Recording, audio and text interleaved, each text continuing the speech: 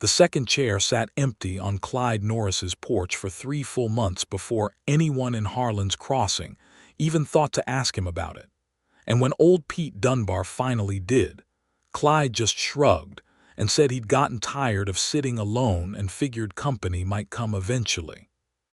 That was the winter of 1873, deep in the Colorado Rockies, where the pines grew so thick and tall they blocked the morning sun until nearly 10 o'clock, and the snow could pile up to a man's chest without any real warning. Clyde had built his cabin 7 years prior, when he was 22 years old and still burning with the need to prove something to the world, or perhaps to himself, or perhaps to no one in particular. He'd felled the trees himself, notched the logs, laid the foundation stones, and chinked every gap with mud and moss until the walls were tight as a drum. It was a good cabin, solid. It smelled of pine resin and wood smoke, and in the evenings when the wind came down off the high peaks, it made a low, mournful sound through the chimney that Clyde had grown so accustomed to he no longer noticed it. He trapped beaver and mink along the creek beds through winter, traded the pelts in Harlan's Crossing every 6 weeks or so, and spent the warmer months hunting elk and mending his equipment and, when the mood struck him, carving. He was a gifted woodworker by any standard, though he never sought acknowledgement for it. The table inside his cabin was his work, and the 2 chairs he'd built to match it, and the shelves along the east wall where he kept his books and his tinware, and the bed frame with its carved headboard. He'd carved small things, too, over the years. Owls and horses and mountain lions, and once memorably, a near-perfect rendering of a brown bear rearing up on its hind legs, which he'd traded to the barkeep at the Sagebrush Saloon for 6 months of free whiskey. The chair on the porch, though, was different. He'd carved that one in October, during a stretch of quiet afternoons when the aspens were going gold, and the air smelled like cold coming and something else he couldn't quite name. His own chair had been there for years, a wide, high-backed thing with armrests he'd smoothed so many times they were like polished bone. The second one he built to match it exactly. Same height, same width, same gentle backward tilt that made sitting in it feel like being held rather than merely supported. He'd spent particular time on the armrests, carving a thin line of morning glories along their edges, which was not the sort of thing he usually did. When he'd finished, he set it beside his own chair, stood back and looked at them together, and felt something settle in his chest that he couldn't adequately describe. Right. That was the closest word he had. It felt right. He did not advertise this. He did not talk about it. When Pete Dunbar asked, he said what he said, and then turned the conversation toward the price of beaver pelts, which had been dropping for 2 years running and was a genuine enough worry to carry the rest of the afternoon. Harlan's Crossing was a small town, the way most mountain towns were small in those years. It had a general store run by a man named August Heller, who was precise and fair and kept excellent inventory.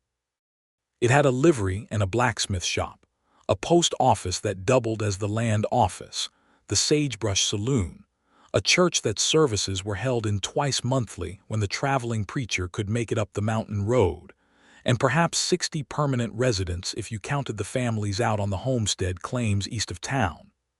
There was a doctor, a man named Fenwick, who was competent and kind, and drank more than he should but never when he was working. There was also, as of that autumn, a new schoolteacher because the previous one, a young man from Ohio, had lasted exactly 1 winter before he'd packed his bags and headed back east, citing the isolation and the cold as his primary reasons, and leaving his departure note tacked to the schoolhouse door like a resignation from the natural world itself. The new teacher arrived on the 2nd Tuesday of April, 1874, on the morning stage from Pueblo. Clyde was in August Heller's store when the stage pulled up, loading 2 50-pound sacks of flour and a pound of coffee beans, and a new skinning knife to replace the one he'd snapped clean in half 2 weeks prior, attempting to free a beaver trap from a frozen root system. He heard the stage horn, which was the driver's habit, though there was no real call for it in a town this size, and he heard the horses come to a stop and heard the usual sounds of the door being unlatched and luggage being handed down from the boot. He did not go to the window. He was busy, and the arrival of the stage was not unusual, and he had no particular expectation of anything or anyone. It was August Heller who looked up from his counter and squinted out through the glass and said, in his precise, measured way, "That would be our new schoolteacher, I expect." Clyde glanced out then, mostly out of politeness, because Heller had a way of making statements that implied a response was required. The woman standing beside the stage was not what he'd expected, though he could not have said precisely what he had expected. She was perhaps 25, tall for a woman, with dark hair pinned up beneath a green wool traveling hat that had seen better days, and a trunk being set at her feet by the stage driver that was substantial in size and clearly heavy.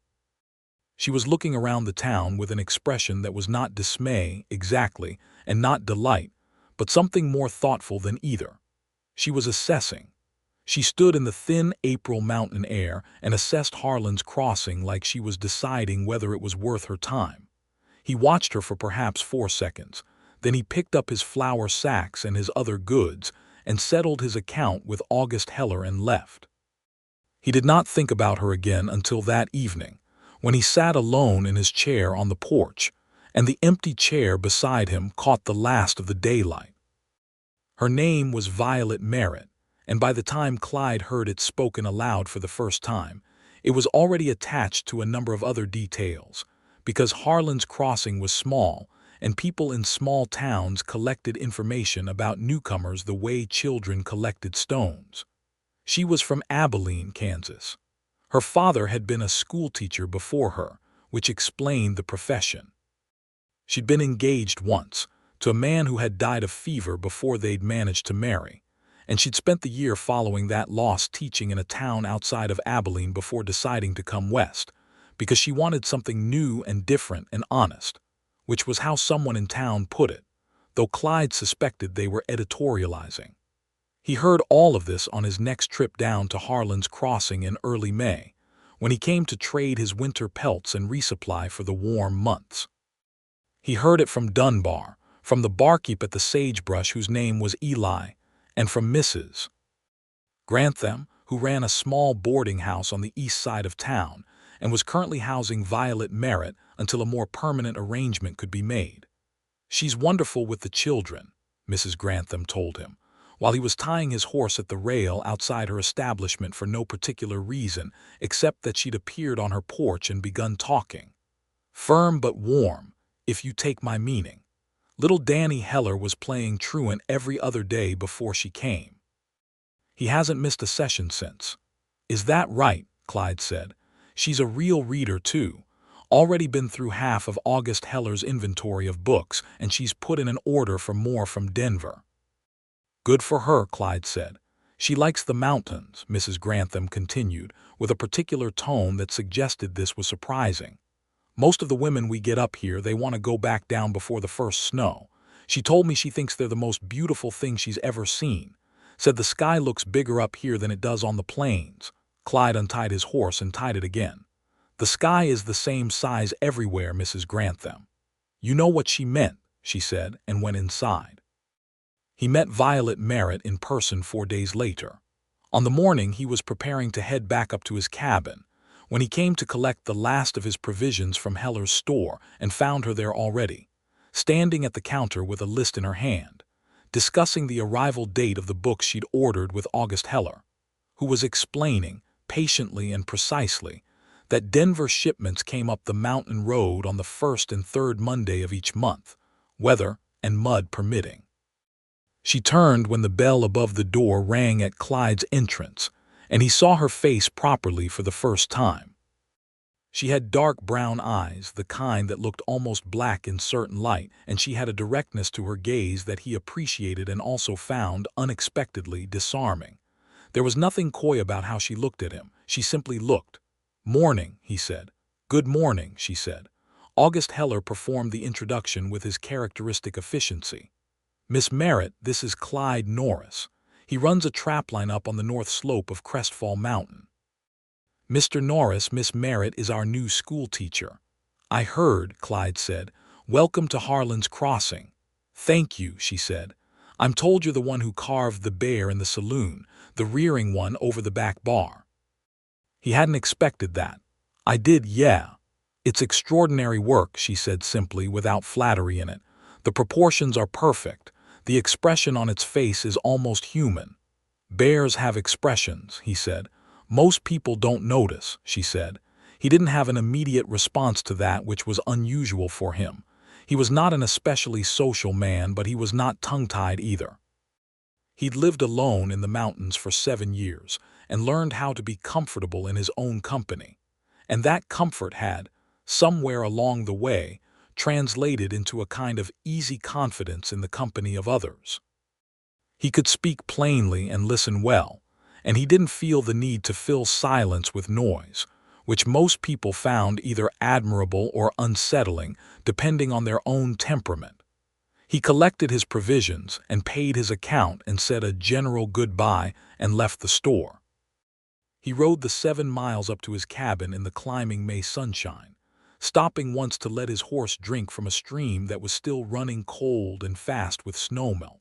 And he sat there in the quiet and the sound of the water, and he thought about dark eyes that looked straight at a man, and he thought about someone noticing that bears have expressions. The spring passed. The mountain woke up the way it always did, slowly and grandly, the snow retreating up the slopes and the first green things pushing up through the wet earth along the creek banks and the birds returning in waves. Clyde worked his trap lines, cleaned and repaired his gear, hunted a young bull elk in June whose meat he smoked and would carry him through the next several months. He split wood even though he had plenty, because the work was good and the rhythm of it was satisfying. And he carved in the evenings when the light was long and warm, and the air had that particular quality it got in the Rockies in summer, clear and sharp as new glass. He came down to Harlan's Crossing once a month through the summer, and he saw Violet Merritt each time, because the town was small and because she seemed, like him, to be the sort of person who got out and moved through the world rather than sitting inside it. He saw her at the store and at the post office and once at the church picnic in July, which he attended not because of any particular religious conviction, but because Mrs. Grantham had been making her apple pies and the smell of them baking that morning had been enough to weaken any man's resolve. They talked, each time. Not long conversations, not at first, but real ones. She asked him questions about the mountain, what kind of elk he'd seen this season, whether the snowpack on the high peaks looked light or heavy compared to other years, what kinds of trees grew above the timberline. She asked because she wanted to know, not to make conversation, and he answered because he knew the answers and because her questions were good ones. He learned gradually that she read widely, that she had strong opinions about education, and about the kind of world that ought to be built in these new Western territories, that she missed Kansas less than she'd expected to, and missed her father more than she'd expected to, because he had died the previous winter, and the grief of that was still fresh and complicated. He told her about the mountain. He told her about the way the light changed in the high country through the seasons, the way the aspens communicated through their root systems, so that whole groves turned gold at the same moment. He told her about a pack of wolves he'd been tracking the previous winter, not to trap them, just to know where they were and how they were doing. She listened the way she'd looked at him in the store that first morning, directly, completely, without performing interest. The church picnic in July was the first time they sat beside each other for longer than a few minutes. She'd gone out to the edge of the churchyard, where the shade of a big cottonwood tree spread cool and wide, and he'd followed with 2 plates of food, because that seemed like the right thing to do. And they'd sat in the grass and eaten and talked for nearly 2 hours while the rest of the town buzzed around them. "What made you come out here?" she asked him after they'd exhausted several other topics. "The usual things," he said. "Wanted land that was mine, wanted quiet, wanted to build something." "Did you build it?" "The cabin, yeah. "That's not all I mean, and I think you know it," she said. He ate a bite of pie and thought about that. "I'm working on the rest," he said finally. She was quiet for a moment. "So am I," she said, and that was that. He came back down to town in August with a carved figure wrapped in cloth in his saddlebag, which he left at the post office for her with no note attached, just her name on the outside of the cloth. It was a small owl, sitting with its wings folded, its head turned slightly as though it had heard something interesting just off to the side. He'd put considerable time into the feathers, each one individual, the details tiny and precise. He didn't know what made him do it except that he'd been carving it for several evenings without quite deciding that he was making it for her, and then one morning he'd woken up and known that he was.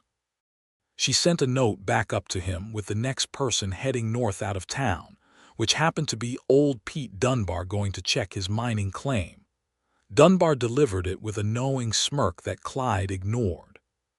The note said, "I have put it on the windowsill of my schoolroom where the morning sun catches it and the children spend half the lesson looking at it instead of their slates. I told them a mountain man made it, and they want to know everything about you. I told them you are very tall and very quiet and that you know where the wolves run. I hope that is all right. It is an extraordinary thing, and thank you. VM." He read it twice and put it in his breast pocket and went about his day. She came up the mountain in September. This was not entirely surprising, in that she had told him at the church picnic that she wanted to see the high country before winter closed it off, and he had told her that September was the best month for it. The crowds of summer gone and the aspens starting their turn and the air sharp and brilliant. What surprised him was the precise morning she appeared, riding up the switchback trail on a sturdy gray mare she'd borrowed from the livery, wearing a canvas riding coat and her green hat, and looking entirely at home on the horse in a way that suggested she'd grown up riding, which in fact she had, because her father had kept a small ranch outside Abilene. Clyde was on the porch when she came around the last bend of the trail and his cabin came into view. He was doing nothing in particular, which was his right and his habit on September mornings, just sitting in his chair with a cup of coffee cooling beside him and watching the light move across the aspens on the slope below. He saw her, and he did not stand immediately, because standing would have been too much, would have said something he wasn't ready to say. He sat and watched her ride up and dismount with clean efficiency, tying the gray mare to the post he'd set into the ground for that purpose, even though no one had ever used it before. She looked at the porch. She looked at the two chairs. She looked at the empty one for a moment, something moving through her expression that he couldn't quite read. "I should have sent word ahead," she said. "No need," he said. She came up the 2 steps onto the porch, and she sat down in the empty chair, the one with the morning glories carved along the armrests. She sat in it the way you sit in something that has been waiting for you, without uncertainty, without the slight awkwardness of a borrowed space. She sat in it like she always knew it was hers. She looked out at the view that the porch commanded, the long valley falling away below, the creek winding through the willows, the mountain rising on the far side and on this side and above and all around, and the aspens going gold and trembling in the morning air. "My God," she said quietly. "Yeah," he said.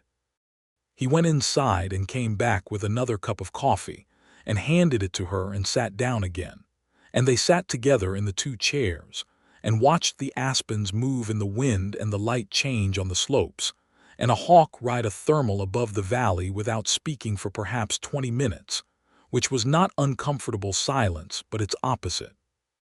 It was the silence of people who were already, without quite articulating it, at ease with each other in a way that most people spend considerable time and effort trying to achieve and sometimes never do. "You built both these chairs," she said eventually. It was not a question. "I did," he said. "When did you build the second one?" He thought about lying, or at least about deflecting. He was not a man who found it easy to talk about the interior workings of himself. He'd spent 7 years in the company of mountains and trees and his own thoughts, and there was something about that existence that made the language of feeling slightly rusty, slightly hard to reach. October, he said. Last year. She turned her head and looked at him. He kept looking at the aspens. Did you have someone particular in mind? She asked. No, he said. Yes, he shook his head. I didn't know who, I just knew there should be a second chair. She was quiet again. Then she said, that might be the most honest thing anyone has ever said to me. He looked at her then. She was looking at the valley again, both hands wrapped around the coffee cup, and her profile was serious and beautiful, and the morning light was doing something remarkable with her hair. He felt something shift inside him, the way the ground shifts imperceptibly in the spring when the frost finally lets go, something that had been held rigid going soft and open. You're welcome to it any time, he said. The chair. Is that so? She said. That's so, he said. She left in the early afternoon when the sun had peaked and the shadows were starting their long lean eastward.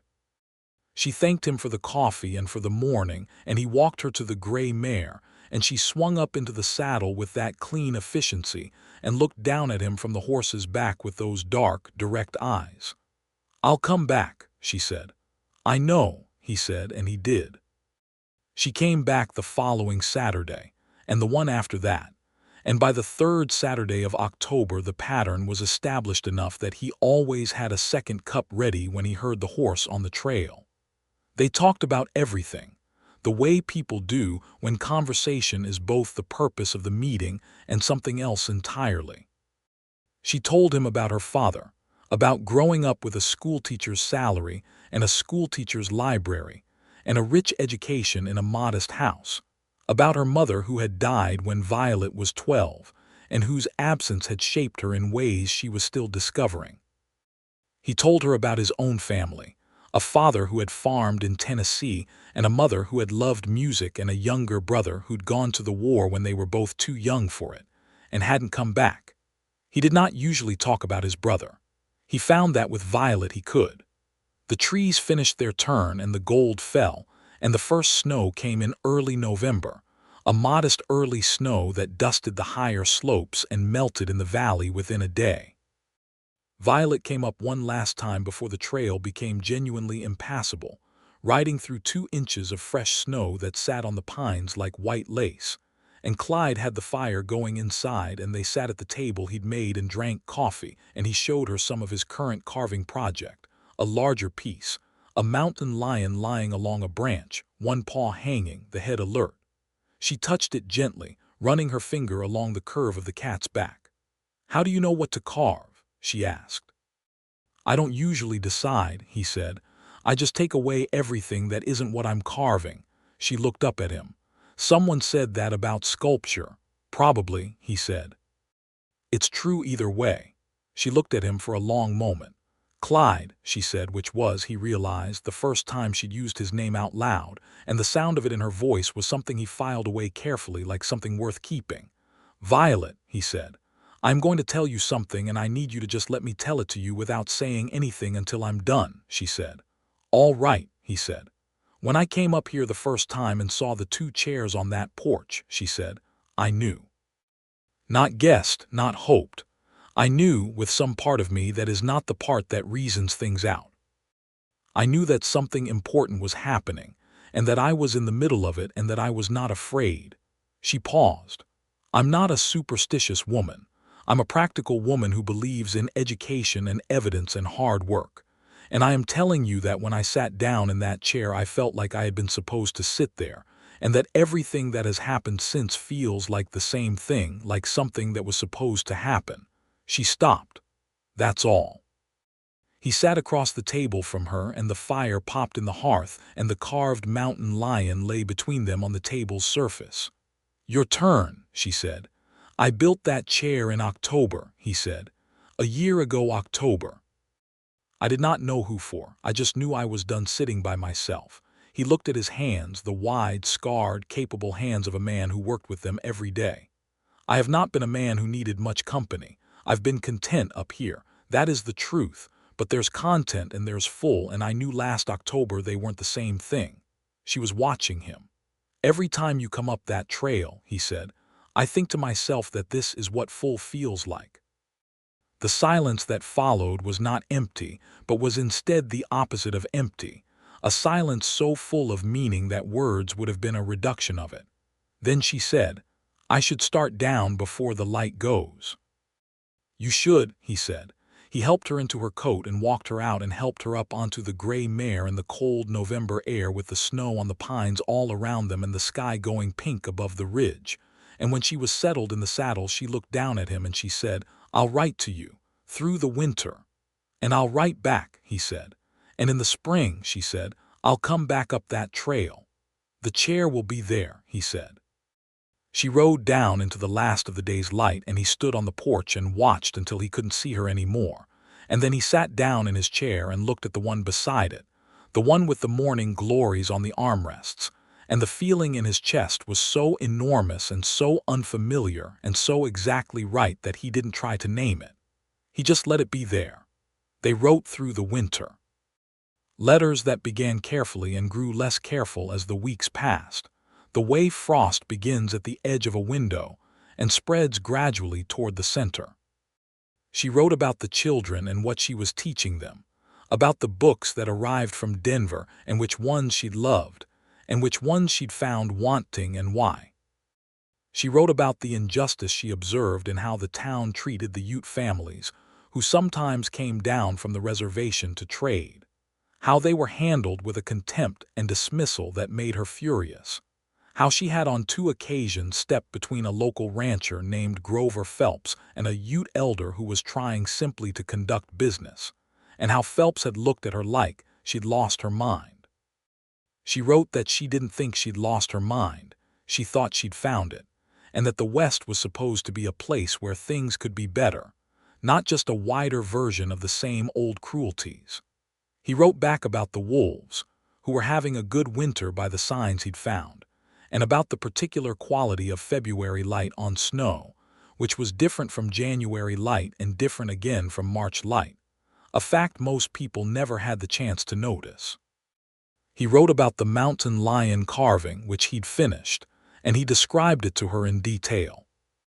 He wrote that he agreed with her about the Ute people, that he had traded with them and hunted alongside them on occasion over the years, and that any man who treated them as less than what they were was either a fool or a coward or both. He did not write what he felt about her letters, which was that they had become the most important things that arrived at his cabin all winter, more important than the flour and the coffee and the new traps, more necessary than the things he would have said were necessary. He did not write that, but he believed she knew it. Her letter in March contained a line that he read so many times the paper began to soften at the fold. She wrote, "I find myself looking north when there's nothing in particular to look at, toward the mountain. I suppose I'm looking toward your cabin, though I cannot see it from here. I think that might be the most foolish thing I've ever done and also somehow the most natural." He looked north too from his porch, even though the cabin was north of town and he could not see the town from where he sat. He understood exactly. April came. The snow on the lower trail pulled back. He rode down to Harlan's Crossing on the 5th day of April with the mountain lion carving wrapped in cloth in his saddlebag, and he found her at the schoolhouse just as she was letting the children out for the midday break. And she turned when she heard his horse, and the look on her face when she saw him was something he carried with him for the rest of his life. He dismounted and tied the horse and walked up to her, and she came down the schoolhouse steps, and they stood in the April sun at a distance of about 3 feet from each other, and several small children ran around and past them as though they were trees, and they looked at each other. "You came down early," she said. "I did," he said. "The trail is still soft," she said. "You must have had trouble." "Some," he said. "Was it worth it?" she asked.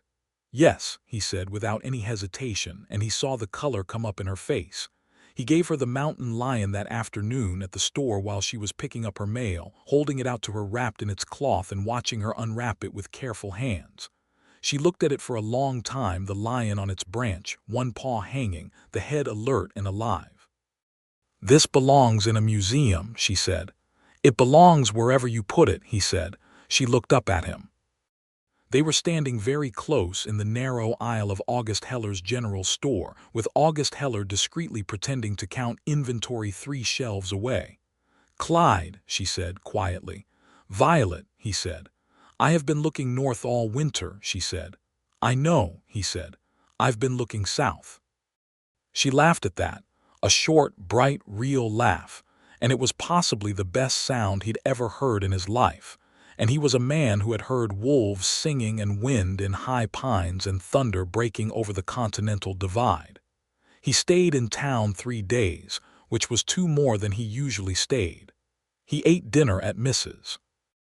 Grantham's boarding house both evenings, where Violet also took her meals, and they sat across from each other at the long table with Mrs. Grantham and 2 traveling merchants and a young couple passing through on their way to California. And conversation was general and comfortable, and also, in a way that only the 2 of them would have recognized, continuous and specific, and theirs. The morning of the 3rd day, he found her at the edge of town, where the road began climbing back up toward the mountain, just standing there in the early light. He'd been coming to say goodbye before riding out, and he'd found her already there, which told him something and confirmed something else. "Come up in May," he said. "The aspens will be leafing out and the creek will be running full." "In May," she said. "Yes." He rode back up the mountain, and he sat on his porch that evening in the thin April cold, and he looked at both chairs. And he thought about the fact that what he was feeling was not the comfortable stillness of a man at peace with his solitude, but the warm ache of a man who wanted someone nearby, specifically and particularly. And he recognized that as the most significant thing that had happened to him in some years. May came the way May always came in the Rockies, quickly and violently and beautifully, the green things pushing up through the mud with an urgency that always struck him as nearly aggressive, the willows going chartreuse, and the aspens leafing in that particular pale gold green that wasn't quite either color and was entirely itself. The creek ran high and loud with snowmelt, loud enough that you had to raise your voice to be heard near the bank, though there was no one at Clyde's cabin to raise his voice for. She came up on the 2nd Saturday of May, as she'd promised, and this time she brought a basket with bread she'd baked herself, and a jar of last summer's preserved peaches that Mrs. Grantham had given her, and she arrived with the morning sun full on the trail and her green hat bright against the trees and the gray mare moving steady and sure up the switchbacks. He met her at the bottom of the porch steps and he held the horse while she dismounted, and when she was standing in front of him on the ground she looked up at him and said, "Hello, Clyde." "Hello, Violet," he said. She went up and sat in her chair. He went and got the coffee.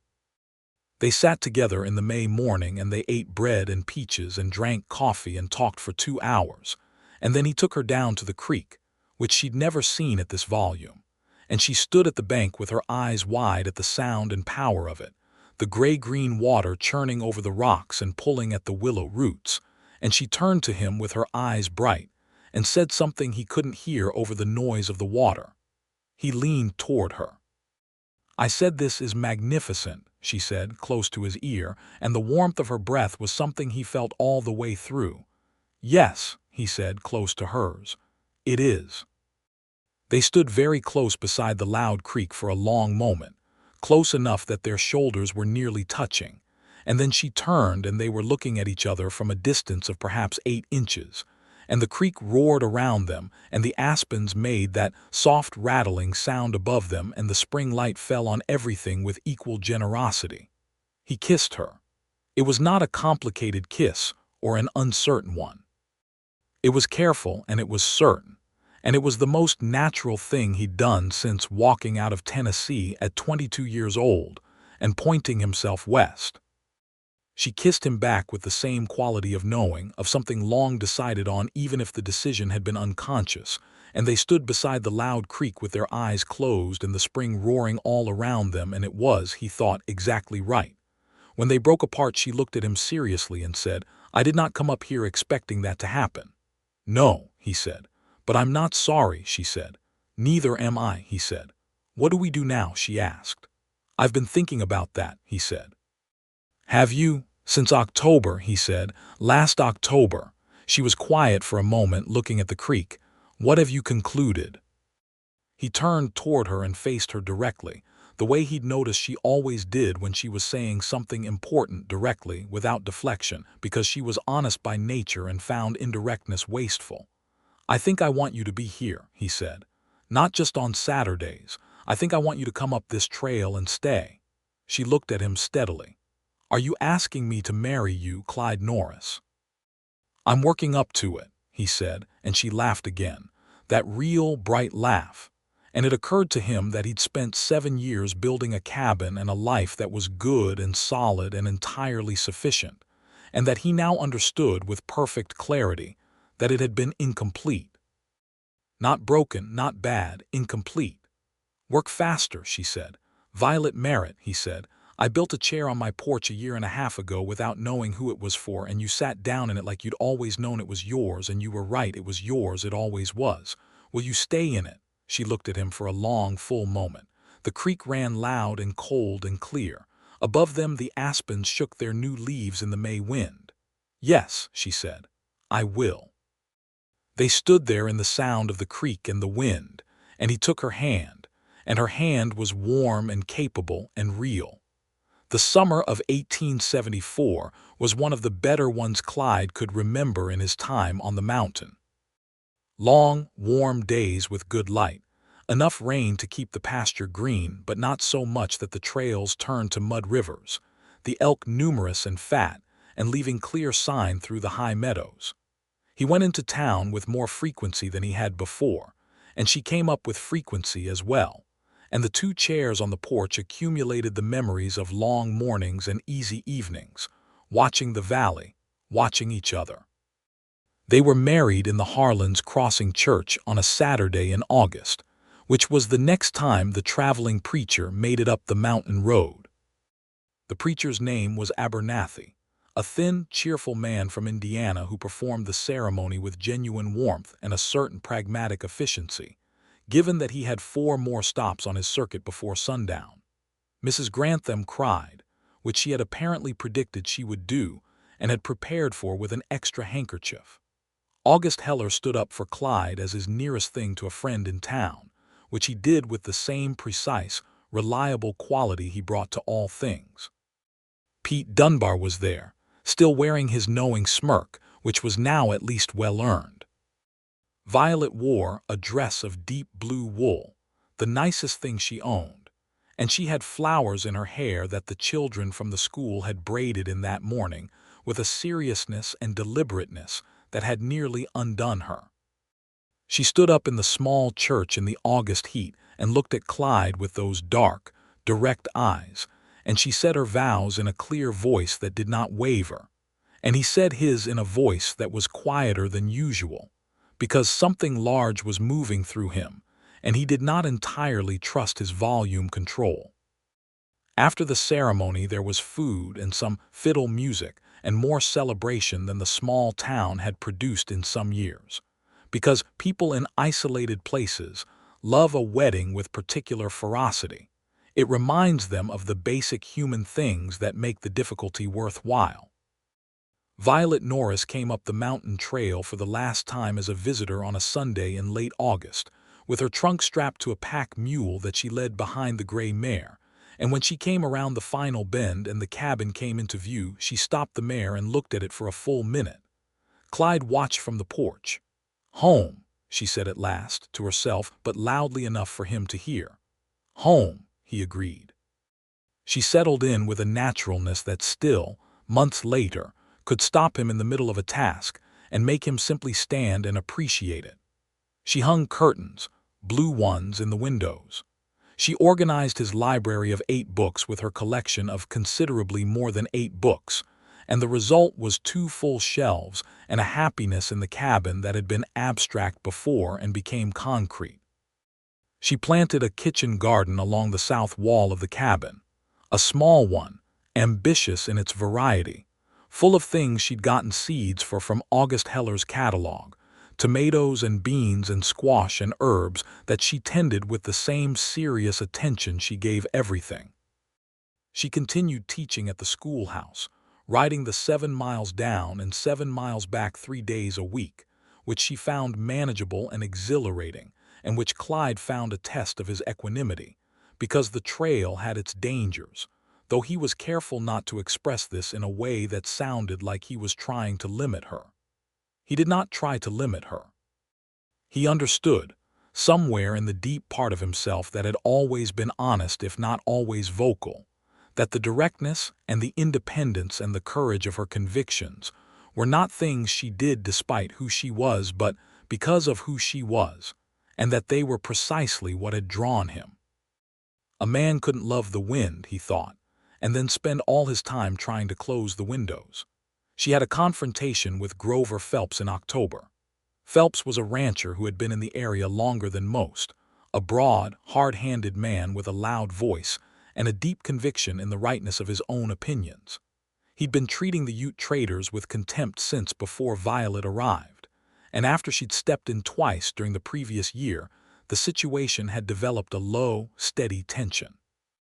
In October, he made a remark in August Heller's store, directed at a young Ute man named Tall Horse who was attempting to sell some worked hides, that was foul enough that Violet set down the jar of molasses she was holding and addressed Phelps in a voice that was perfectly level and absolutely without compromise.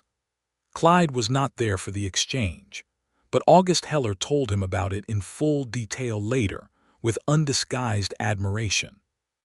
Violet had informed Phelps that he was conducting himself with a smallness that would embarrass any man of actual character, that Tall Horse and his people had lived in these mountains longer than any white settler, and deserved the same courtesy extended to anyone in a place of business, and that if Phelps felt himself unable to manage basic decency, then he was welcome to take his business elsewhere.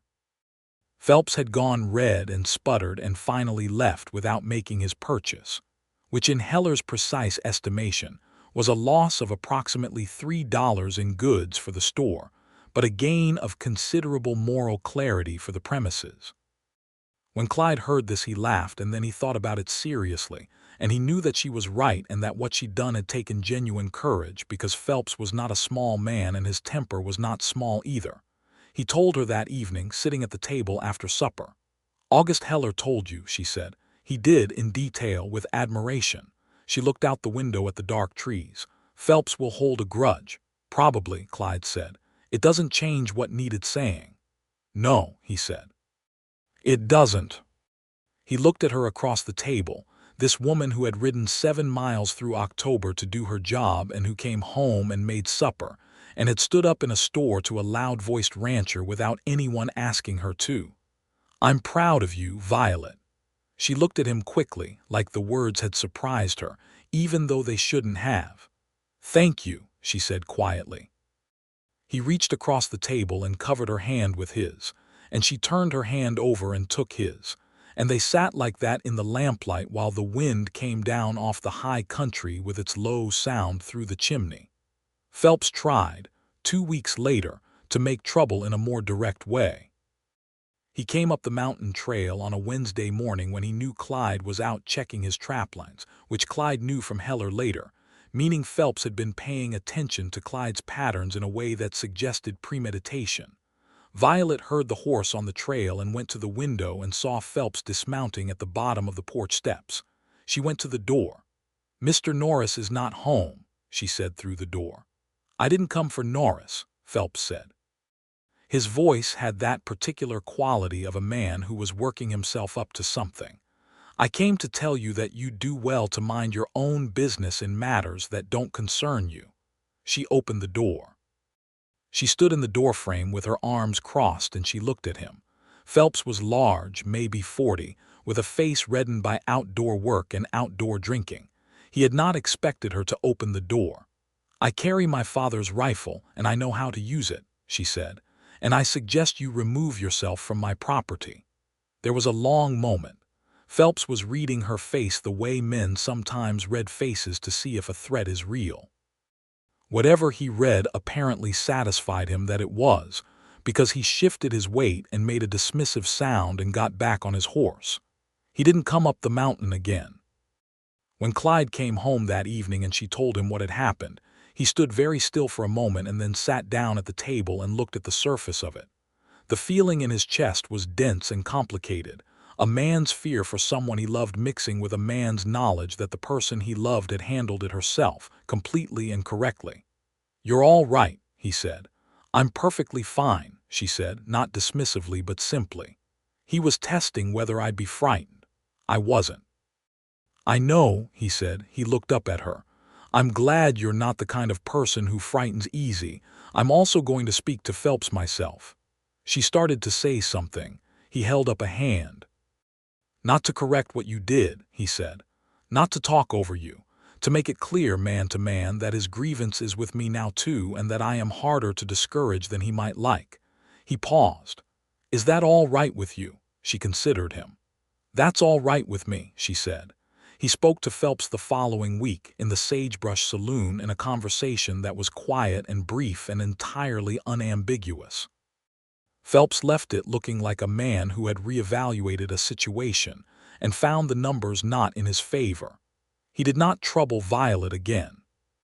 The first winter they spent together in the cabin was the kind of winter that reveals everything about two people, because there is nowhere to escape to and nowhere to hide, and the cold and the close quarters and the weeks of relative isolation remove the social lubricants that people use to smooth over their edges when they're still performing for each other.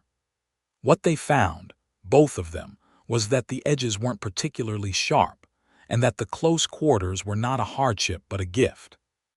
He taught her to read the mountain signs, the things that told you weather was coming or had passed, the tracks that told you what animals had been and where they were going.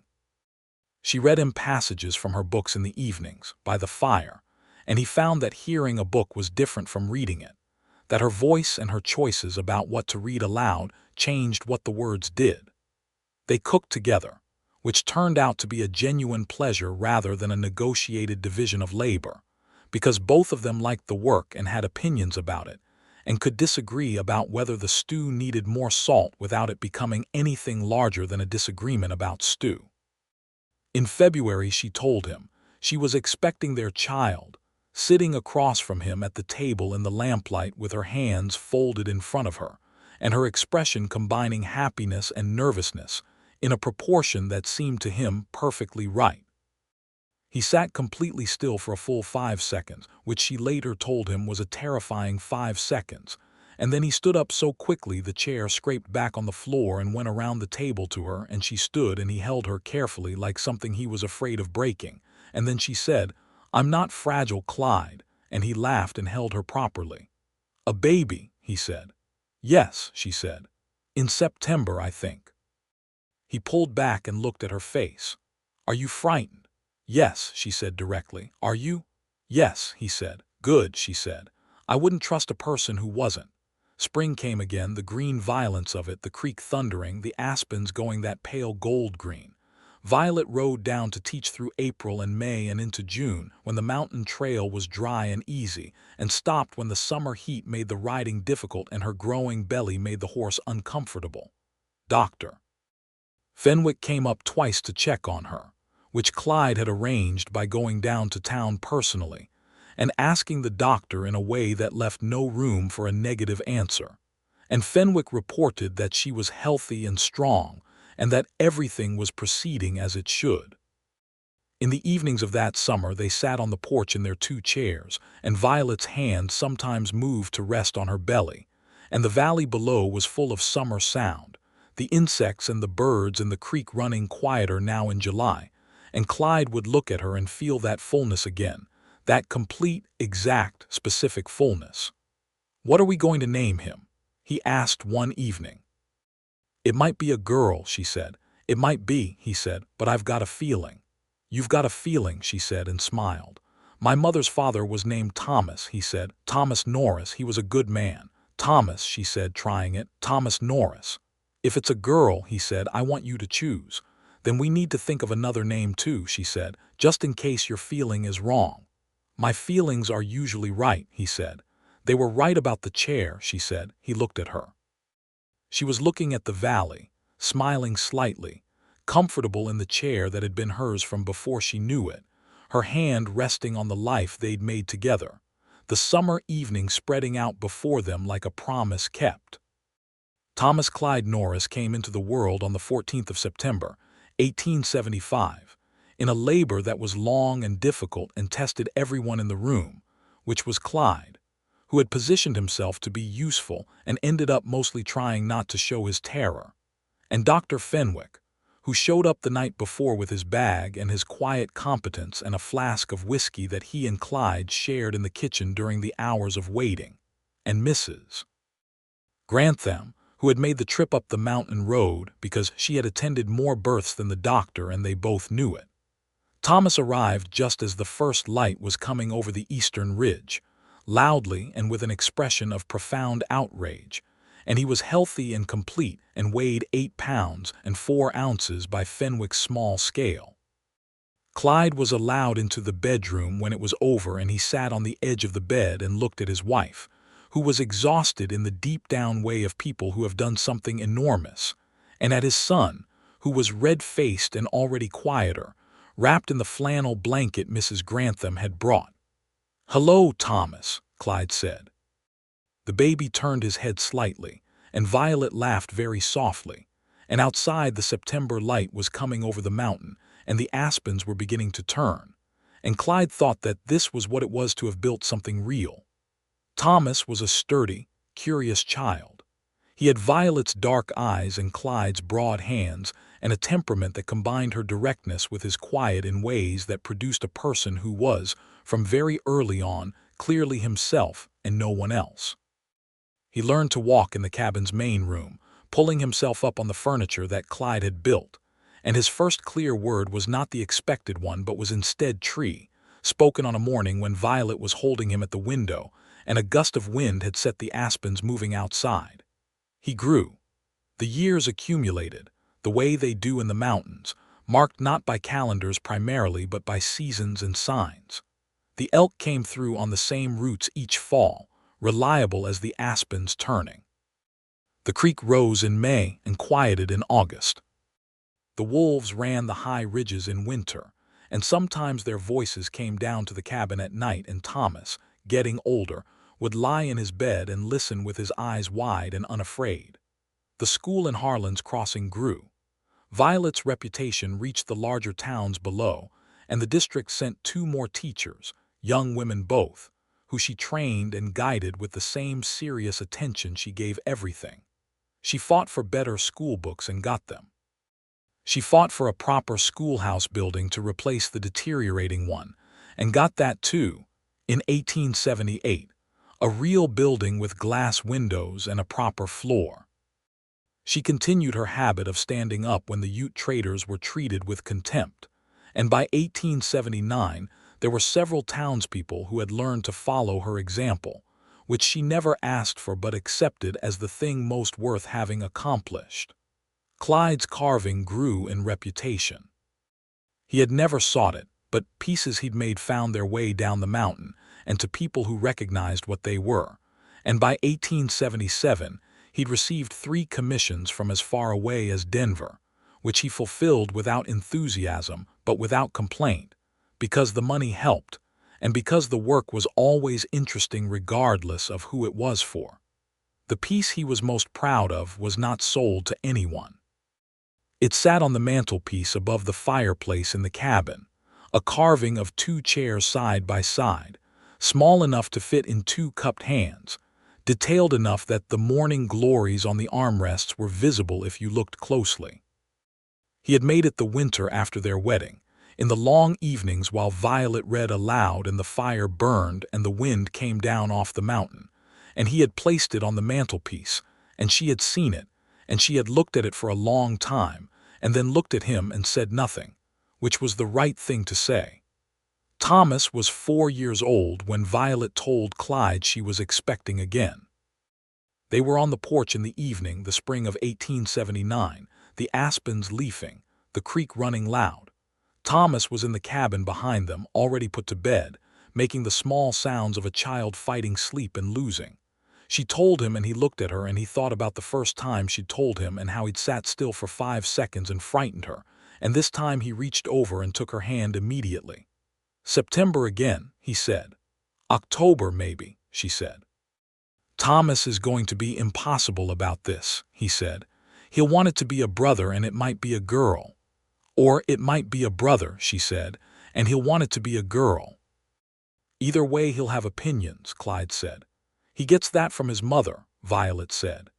He gets it from both sides, Clyde said, and she smiled at him in the evening light, the most familiar and beloved face he knew, and he held her hand and they sat in their 2 chairs in the spring dark while the mountain breathed around them.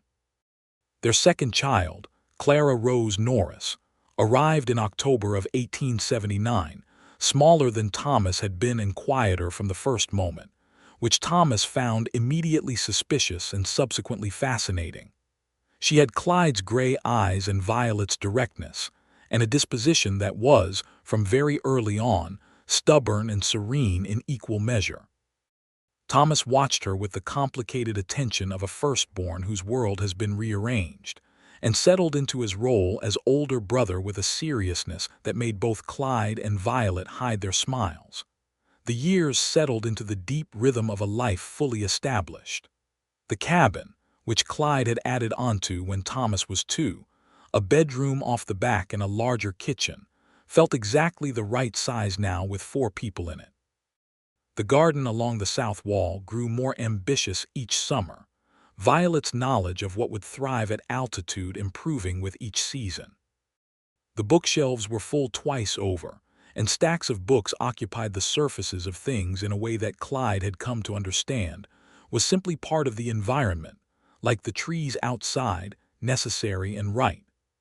Thomas, by the time he was 5, was already following his father on shorter treks, learning the trail signs and the animal tracks and the names of the plants along the creek bank.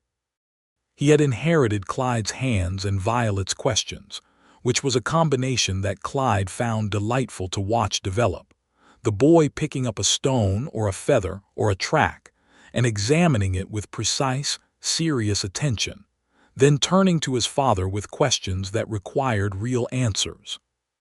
Clara, when she was old enough to follow, followed both of them, and what she lacked in Thomas's intensity she made up in persistence, a quiet, steady determination to do whatever was being done, to go where things were going, that Clyde recognized as coming from somewhere particular in her mother.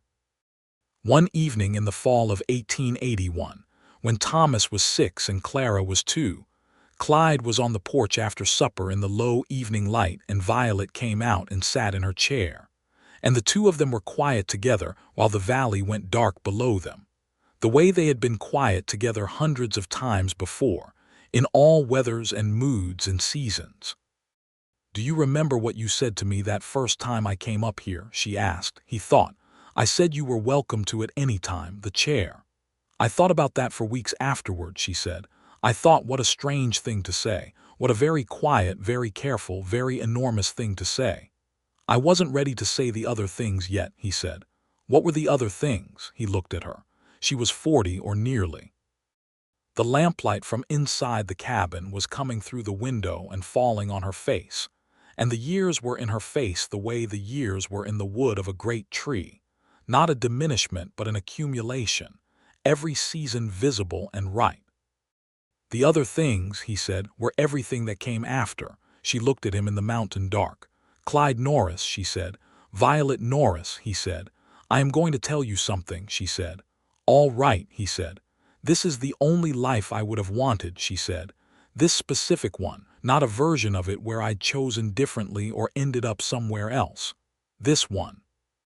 He sat with that for a moment, the chair solid beneath him, the stars beginning to emerge above the ridge, the cabin warm behind them with the sounds of children's sleeping breath and the small settling sounds of a house that was well built and well loved. "Me too," he said. "Exactly this one." She reached across the space between the chairs and took his hand, and he held it, the way he'd held it at the creek in the first May, with the water roaring around them and everything beginning. Her hand was still warm and capable and real. Below them the valley had gone dark and the creek was a sound they couldn't see, and above them the mountain was enormous and patient and had known what it was doing all along. In the spring of 1882, the town of Harlan's Crossing marked its 30th year, which was a real enough thing in a country where towns appeared and disappeared with the irregular reliability of mushrooms. There was a celebration of sorts, a genuine community gathering in the week before the traveling preacher's visit, and the whole district came in. Families from the homesteads east of town, the ranchers from the valley, the miners from the claims up in the higher ground, and from the ridge to the north, Clyde and Violet Norris with Thomas and Clara, all four of them riding down in the May sunshine, Thomas on his own horse now, Clara up behind Violet on the gray mare's younger replacement. Violet had arranged for Tall Horse and several of the other Ute traders to be formally invited, not just permitted but invited, to the celebration. It had required a series of conversations with the town council that she described to Clyde over several evenings as alternately frustrating and encouraging, mostly encouraging in the end. Tall Horse and his companions came. They brought gifts of worked leather and dried meat.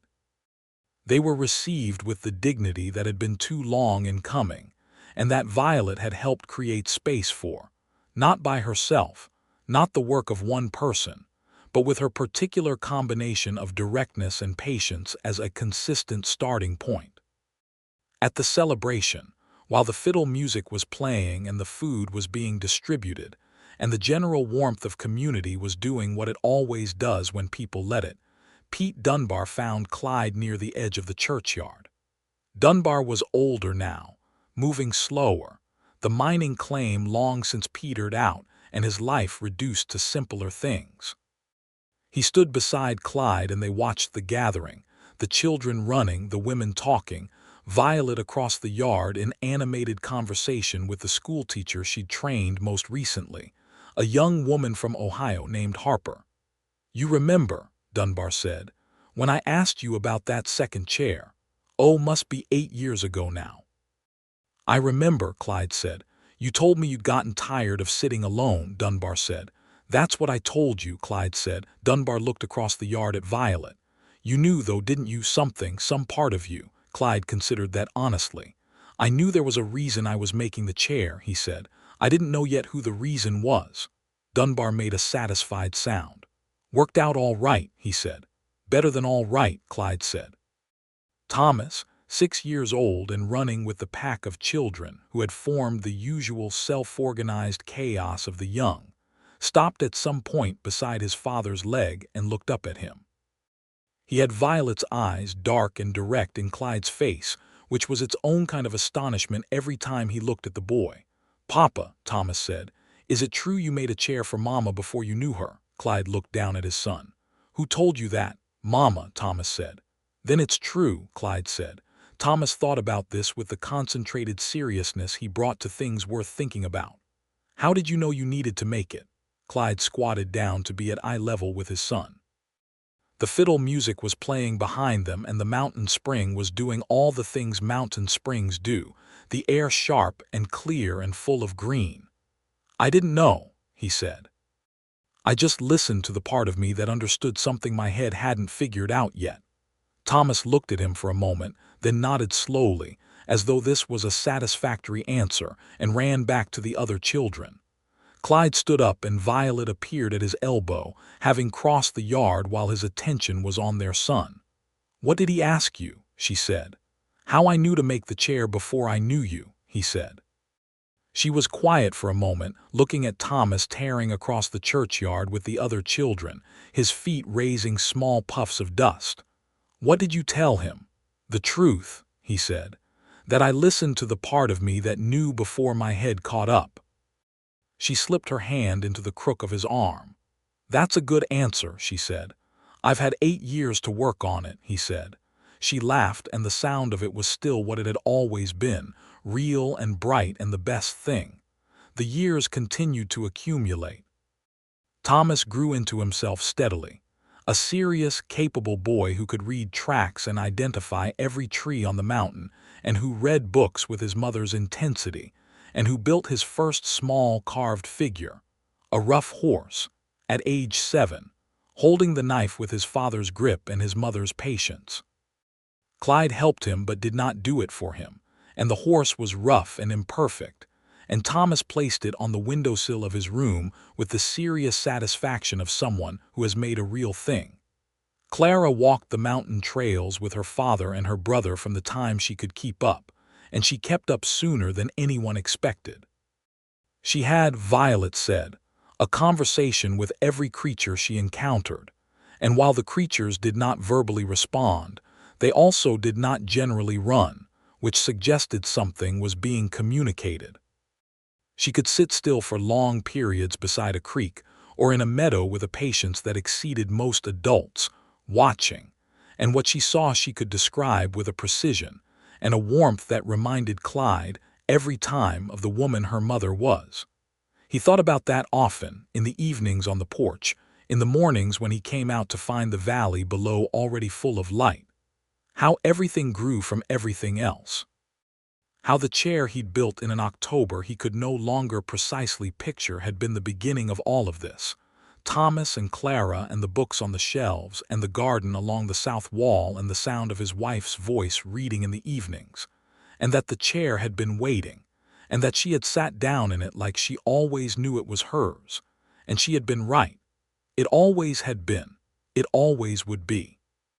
There was an evening in the fall of 1884 when Clara was 5 and Thomas was 9, and the aspens were at their peak, which in the Rockies means a gold so absolute and so bright it seems almost to have a sound.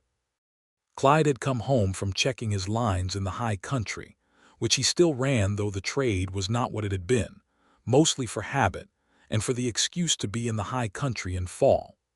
Violet was home, and the children were home, and the cabin smelled of supper cooking, and the fire and the particular lived-in smell that a house acquires when it is genuinely inhabited by people who are genuinely glad to be in it. He came through the door and Clara ran at him the way she always did, full speed, certain of her reception, and he caught her and swung her up, which she demanded and he would do until she was old enough to be embarrassed by it. Thomas looked up from the book he was reading with his mother's look of interrupted thought and said "Papa" in the tone of someone noting an arrival and went back to his book. Violet was at the stove and she turned and looked at him with her usual directness and said, "You look like the mountain." 30 miles, he said. "There's elk stew," she said. "Sit down." He set Clara down and sat at the table, his table, the one he'd built the year the cabin went up, 20 years ago now, and still solid, still true. Thomas brought his book to the table and continued reading. Clara climbed into her chair and began asking him about what he'd seen in the high country, which she always did, keeping track of the mountain through his reports with the same interest she brought to everything. Violet served the stew and sat down, and the lamp was burning above them and the fire was going in the hearth, and outside the aspens were going gold in the last of the day's light. "I saw the wolf pack," he said. 6 of them. One new pup, maybe 4 months old. Clara's eyes went wide. "A pup," she said. "Running with the others," he said, "keeping up well for his size." "She," Clara said firmly from no apparent knowledge base. "Maybe," he said and tried not to smile. Thomas looked up from his book. "Papa, did you know there are wolves in Russia that run in packs of 60? "I've read that," he said. "How do 60 wolves coordinate?" Thomas said, and Violet gave Clyde the look she sometimes gave him over the children's heads, which was not a complicated look, just a small, clear acknowledgement. Hours. After supper and after the children were in bed, Clyde and Violet went out to the porch in the full dark, which they still did, had always done, would always do. The aspens had gone still in the night air, and the stars were overhead in the abundance that only high altitude and clear sky can produce. They sat in their 2 chairs, which he had refinished twice over the years, sanding them back to raw wood and resealing them, the morning glories on the armrests still visible, still there. "Thomas asked me yesterday what I want him to do when he's grown," she said. "What did you tell him?" "I told him to do the thing that asks the most of him," she said. "The thing that requires all of him." "That's a good answer," he said. "I got it from someone," she said. "Someone told me once that he built a chair and left it empty for the right reason to come along. That's the same thing, I think. leaving yourself open to the thing that asks the most of you. He was quiet for a moment. An owl called somewhere below in the pines, and another owl answered from the direction of the creek. "That's a generous interpretation of what I did," he said. "It's the accurate one," she said. He reached over and took her hand in the dark, and she threaded her fingers through his, and they sat in the dark and the quiet with the mountain breathing around them and the stars overhead and the wolves somewhere on the high ridges and the children asleep in the cabin behind them. "Violet," he said. "Yes," she said. "I have been thinking," he said. "Tell me," she said. "I have been thinking that I want to build something else," he said. "2 more chairs." She was quiet for a moment. Then she said, "For Thomas and Clara. For when they're older," he said. "Small ones now that grow into bigger ones, or maybe just big ones that they'll grow into." She was quiet for another moment, and then she made a soft sound that might have been a laugh or something else, something larger and softer than a laugh. "Clyde Norris," she said, "you are going to carve morning glories on those armrests too." "I am," he said. "And they'll sit in them," she said, "like they always knew they were theirs." "They will," he said, "because they will be." He began the chairs the following October, working in the evenings by the lamp while Violet read and the fire burned, and the wind came down off the mountain with its low sound through the chimney.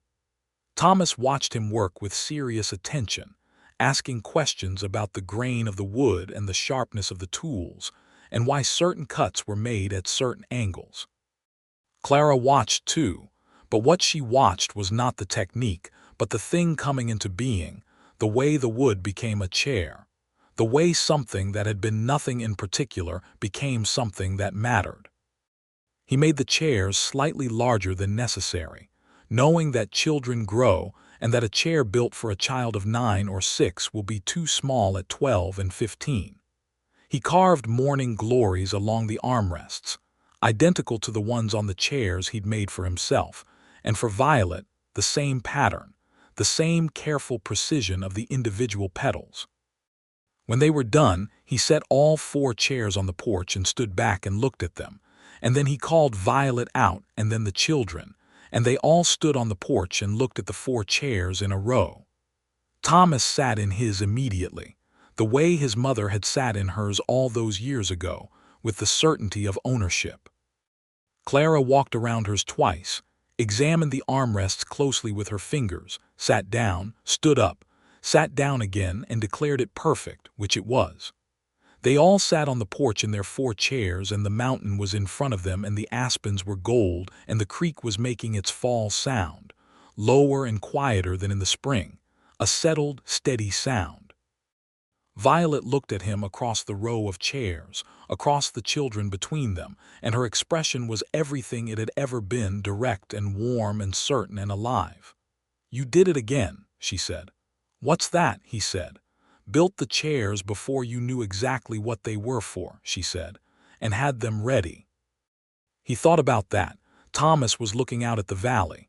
Clara had found a beetle on the armrest of her chair and was conducting her usual investigation of an interesting creature.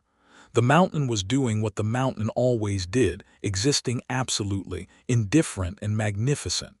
"I've always trusted that part," he said, "the part that knows before the rest of me does." "I know," she said. "That's the part I trusted first."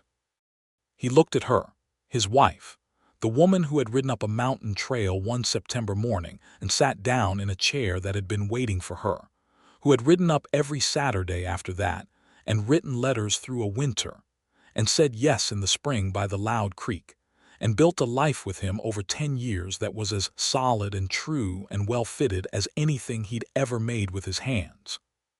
He thought about his brother who hadn't come home from the war, and his mother who'd loved music, and the long years he'd spent alone on the mountain building the life that had been missing its center. He thought about the October morning he'd finished the 2nd chair and set it beside his own, and felt that thing settle in his chest. Right.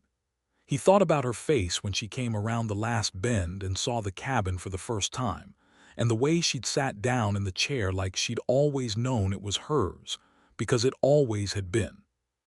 He thought about the fact that the word for all of this, the only word that covered all of this, was love, And that love was not the simple clean thing the songs made it, but was instead complicated and daily and built of 1,000 small choices and a handful of enormous ones. And that it was the most interesting and demanding thing he'd ever undertaken, harder in its way than the cabin had been, better in every way than the cabin had been. The 4 chairs sat in the afternoon light on the porch of the cabin on the north slope of Crestfall Mountain in the fall of 1884, occupied now by their people, the people they had always been waiting for. And the mountain was enormous and patient above them, and the aspens were going gold below, and the wolf pack was up somewhere in the high country, where the wind moved through the last of the summer grasses. Everything was exactly where it was supposed to be. Thomas carved his first real figure the following spring, a wolf, recognizable and alive, sitting with its head raised as though tasting the air. He placed it on the windowsill beside the owl his father had made for his mother all those years ago, before she'd come up the mountain, before any of them existed as a family. The 2 figures sat together in the morning light, the old owl and the new wolf, the past and the present and everything between them. Clara grew into her chair with the certainty her mother had predicted, and the chair held her the way all good chairs hold the people they're made for, solidly and without fuss. She brought her books out there in the summer evenings, and her father brought his carving, and her mother brought her reading, and Thomas brought whatever he was working on, and the 4 of them sat in the late light on the porch of the cabin. They all called home without any of them having to say what it was. Clyde sat in his chair on a morning in the spring of 1885, in the first warmth of a May that was coming in gently that year, without the violent urgency of some years. He had his coffee. Violet was inside. He could hear her talking to Clara, their voices in the particular comfortable register of morning conversation. Thomas was out checking the creek for the beaver sign he'd been tracking all week, aspiring to the same detailed knowledge of the mountain's workings that his father carried, and that was already clearly, at 9 years old, becoming his own. The valley below was waking up, the green coming back up the slopes, the aspen buds just opening, days away from that first gold green. The creek was starting to pick up volume, not full yet but building.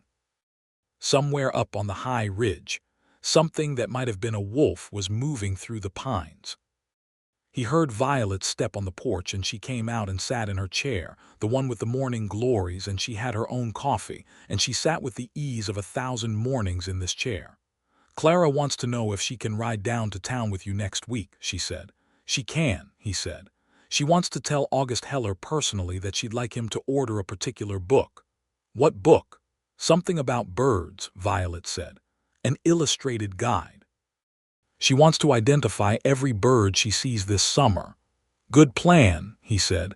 They were quiet together. The mountain morning did what mountain mornings do, spread out and opened up and offered everything it had, the light and the air and the sound of the creek and the trees and the particular quality of a day that was only itself and no other day. "Do you know what I think about sometimes?" Violet said. "Tell me," he said. "The stage," she said. "Coming in on the stage that April morning, not knowing what was here, not knowing what the town would be like or the mountain or any of it." She paused. "Not knowing you were up here on this porch with a second chair that had been empty all winter." He looked at her. She was looking at the valley the way she always looked at it, with appreciation that had not diminished in the years of seeing it. "Did you have any idea," he said, "coming in on the stage, any sense of it?" She thought about this honestly in the way she thought about things. "Not a sense exactly," she said. "More like an openness. I came up here ready for something. I didn't know the shape of it." "And now," he said. She turned and looked at him, and the morning light was on her face, and the years were in it, and all the love and all the work and all the real, daily, magnificent life of it. "Now I know exactly the shape of it," she said. "It looks like this. Exactly this." He reached across and took her hand, the same hand he'd taken at the creek in the first spring, the same capable, warm hand. And she held his the same way she always had, completely, without reservation, like someone who knew where she was and was glad of it. Below them the valley was waking up. Above them the mountain rose to its great height, permanent and patient, having held all of this, having made space for all of this all along. The two chairs on the porch were worn smooth now at the armrests. The morning glories there still, carved deep enough that no amount of use could take them out. The chairs held their people the way they'd always been built to do, solidly, without making anything complicated that wasn't, without asking for more than what was there. What was there was everything.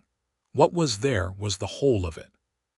And in the cabin behind them, Clara's voice asked some question in the clear, confident tone of a child who expects answers and usually gets them. And Thomas's steps on the trail below were coming back up from the creek, and the coffee was warm in their hands, and the aspens were 3 days from their first green. And on the ridge above the cabin, a wolf called once into the bright May morning, and the mountain took the sound and sent it back, clear and perfect, as the echo of itself.